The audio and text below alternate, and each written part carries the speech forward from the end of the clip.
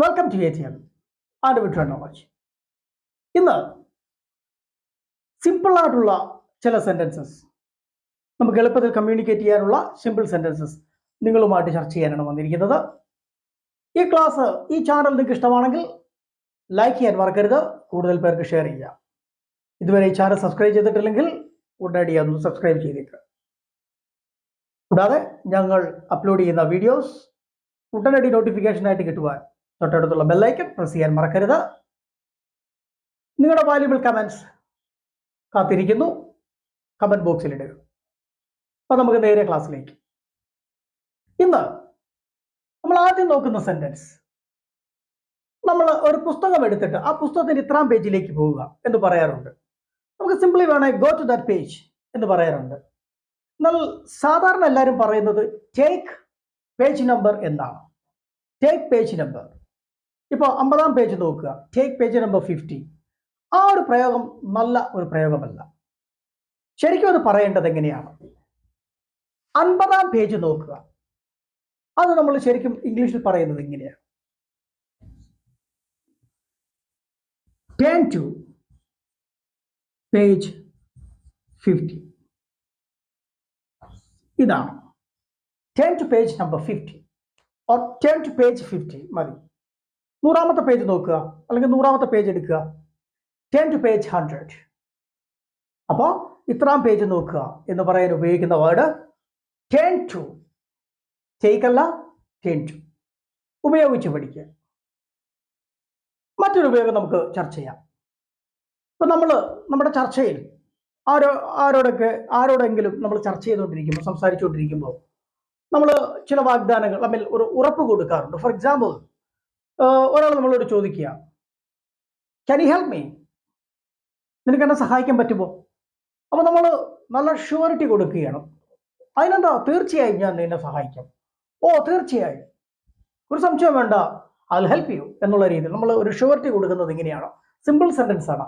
നമ്മൾ സാധാരണ ഇംഗ്ലീഷിൽ പറഞ്ഞത് ഷുവർ പറയാറുണ്ട്, sure, of course, why not, ഇങ്ങനെയൊക്കെ നമ്മൾ ഉപയോഗിക്കാറുള്ളതാണ്. എന്നാൽ ഇതിലും സ്റ്റൈലായിട്ടുള്ളൊരു ഉപയോഗമുണ്ട്. ഉദാഹരണം, നമ്മളോട് ചോദിക്കുകയാണ്, ക്യാൻ യു ഹെൽപ്പ് മീ? നമുക്ക് മറുപടി ഇതാ ഇങ്ങനെ പറയാം, റൈറ്റ് ഓൺ. വളരെ മനോഹരമായ ഉപയോഗമാണ് റൈറ്റ് ഓൺ. റൈറ്റ് ഓൺ എന്ന് പറഞ്ഞാൽ തീർച്ചയായും, തീർച്ചയായും ഞാൻ നിന്നെ സഹായിക്കാം എന്നുള്ളതാണ്. ഓഫ് കോഴ്സ്, ഓ ഷുവർ, ഇതൊക്കെ നമ്മൾ സാധാരണ പറഞ്ഞ് പഴകിയ സംഗതികളാണ്. നമുക്കതൊരു മാറ്റം പിടിക്കാം. എങ്ങനെയാണോ? Can you help me? Right on. മറ്റൊരു സെന്റൻസ് നമുക്ക് പരിശോധിക്കാം. നമുക്കെല്ലാം പരിചയമുള്ള ഒരു സംഗതിയാണ്. നമ്മൾ പല കാര്യങ്ങൾക്കും ക്യൂവിൽ നിന്നിട്ടുണ്ട്, ലൈനിൽ നിന്നിട്ടുണ്ട്. അപ്പോൾ ലൈനിൽ നിന്നും അടുത്ത് ക്ഷമ കെട്ട ചിലർ, അല്ലെങ്കിൽ അതിസാമർഥ്യം കാണിക്കുന്ന ചിലർ നമ്മുടെ ബാക്കിൽ നിൽക്കുന്ന ആൾക്കാരായിരിക്കാം. ലൈനിൽ നിന്ന് ചാടി മുമ്പോട്ട് പോകാൻ ഒരു ശ്രമം നടത്തും, മുമ്പിലേക്ക് ചാടി പോവാം. അപ്പൊ ക്യൂവിൽ അല്ലെങ്കിൽ വരിയിൽ, നിരയിൽ, ലൈനിൽ നിന്നൊക്കെ ചാടി, പുറകിൽ നിന്ന് ചാടി പെട്ടെന്ന് കാര്യം സാധിക്കാനായിട്ട് ക്യൂവിന്റെ മുമ്പിലേക്ക് പോകുന്നതിന് ഒരു പ്രയോഗമുണ്ട് ഇംഗ്ലീഷിൽ. വരിയിൽ നിൽക്കാതെ മുമ്പോട്ട് പോവുക. വരിയിൽ നിൽക്കാതെ മുമ്പോട്ട് പോകുന്നതിന് നമ്മൾ സാധാരണ വിളിക്കുന്നത് ഇങ്ങനെയാണ്, jump the queue. Jump the queue. Jump the queue എന്ന് പറഞ്ഞാൽ വരിയിൽ നിൽക്കാതെ മുന്നോട്ട് പോവുക. ഇത് തന്നെ അമേരിക്കൻ സ്റ്റൈലിലാണെങ്കിൽ നമ്മൾ വിളിക്കും ജംപ് ദ ലൈൻ. അപ്പൊ ജംപ് ദ ക്യൂ എന്ന് പറയാം, ജംപ് ദ ലൈൻ. ഒരു എക്സാമ്പിളിൽ നമ്മൾ പറയാം, ഒരാൾ നമ്മുടെ പുറകിൽ നിന്ന് ഒരാൾ ലൈൻ തിരിച്ച് മുന്നോട്ട് പോകും. നമുക്ക് പറയാം, why did you jump the line? or why did you jump the line? നീ എന്തിനാ ലൈനിൽ നിന്ന് ഇടയ്ക്കൊന്ന് ചാടി മുന്നോട്ട് പോയത്? or why are you jumping the line?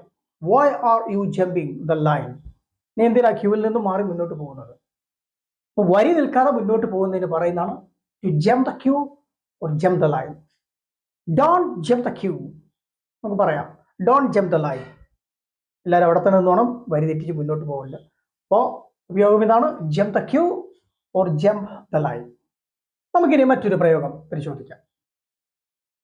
നമ്മൾ ആരെങ്കിലും ചെയ്തൊരു പ്രവൃത്തി നമുക്ക് ദോഷമായിട്ട് ഭവിക്കുകയാണെങ്കിൽ, ഒരു പാരയായി തീരുകയാണെങ്കിൽ, നമ്മൾ സാറ് പറയാറുണ്ട്, എന്നാൽ നിനക്കതെങ്ങനെ എന്നോട് ചെയ്യാൻ തോന്നി?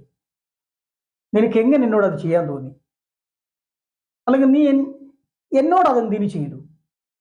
ഇങ്ങനെ സന്ദർഭത്തിൽ ഇങ്ങനെയുള്ള പ്രയോഗം എങ്ങനെയാണ്? എന്നാലും നിനക്ക് അതെങ്ങനെ എന്നോട് ചെയ്യാൻ തോന്നി? അത് ഇംഗ്ലീഷിൽ പറയുന്നത് വളരെ സിമ്പിൾ ആയിട്ടാണ്. ഇതാണ്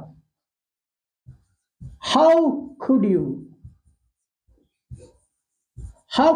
ഡു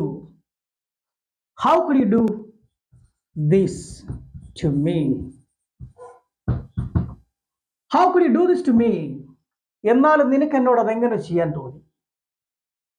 പ്രയോഗിച്ച് പഠിക്കുക. ഈ ക്ലാസ്സിലെ അവസാന സെന്റൻസ് നമുക്കത് പരിശോധിക്കാം. നമ്മൾ ഒരാളോട് സംസാരിച്ചുകൊണ്ടിരിക്കുമ്പോൾ അവർ പറഞ്ഞ കാര്യത്തിൽ ഒരു വ്യക്തത നമുക്ക് കിട്ടിയില്ല. അതൊന്നുകൂടി നമുക്ക് അവരുടെ വായിൽ നിന്ന് കേൾക്കണം. ഒന്നുകൂടി പറഞ്ഞേ, എന്താ പറഞ്ഞേ? ഒന്നുകൂടി പറഞ്ഞേ, അല്ലെങ്കിൽ ഒന്നുകൂടി പറയാമോ? ഇതെങ്ങനെയാണ് ഇംഗ്ലീഷിൽ പറയുന്നത്? വളരെ സിമ്പിളായിട്ട് പറയാം. നമ്മൾ സാധാരണ ഇങ്ങനെ വേണേൽ പറയും, can you repeat that again? Would you say that again? Would you tell that again? എന്തുകൊണ്ടും നമുക്ക് ചോദിക്കാം.